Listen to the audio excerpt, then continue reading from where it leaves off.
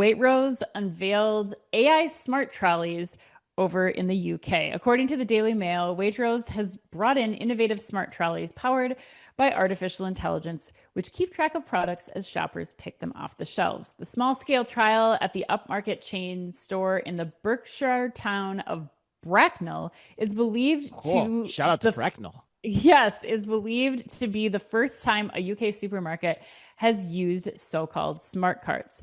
The Shop E system is powered by handlebar type devices made by Israeli software firm Shopik, which customers can pick up from a charging bank at the entrance. A shopper can release one of the futuristic looking units after scanning their My Waitrose loyalty card and then clip it into a regular trolley to begin the shop. Customers then scan the barcodes on their items, similar to how they would with a self scan handset now offered by some retailers, before placing their items in the trolley. Once the item is in the trolley, back facing cameras verify the product, and shoppers can pay on the device at the end rather than having to wait in line at checkout. The device also displays the cost for each item as it goes in and gives a running total on the large touchscreen as shoppers make their way around the store. Chris, it's been a little while since we've discussed smart carts on the podcast. Does this You're news right. out of Waitrose change your opinion on them at all? Not really. In fact, it probably sours me on them a little bit. I was kind of, I was kind of like getting more on the acclimation curve of the smart cart. And then now we're heading into grocery shop too. So who knows where this is going to play, because this is going to be a topic of conversation there. But as I read this headline, Ann, I still wouldn't touch a smart cart with a 10-foot pole. And it goes back to a little bit about what we talked about in the last headline and with Julian as well.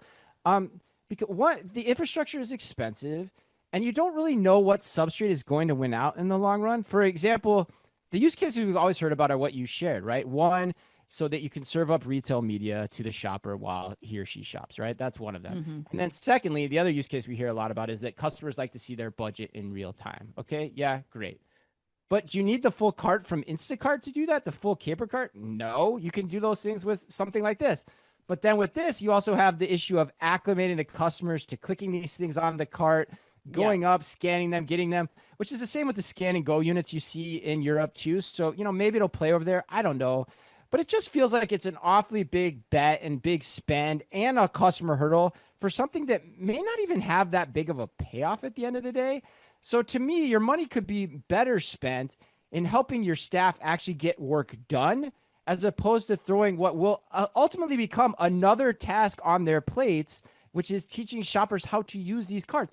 I'd be Right. deploying this. I'd be spending my money on things that are proven, that help my store employees without requiring any customer interaction at this point. That's where I'd be spending my money.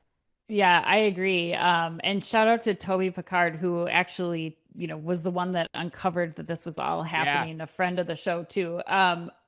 It's really hard because we haven't seen these live at the Waitrose, but I love the idea of the efficiency of these, that, you don't have to invest $5,000 to $10,000 per smart cart like you do with a caper cart.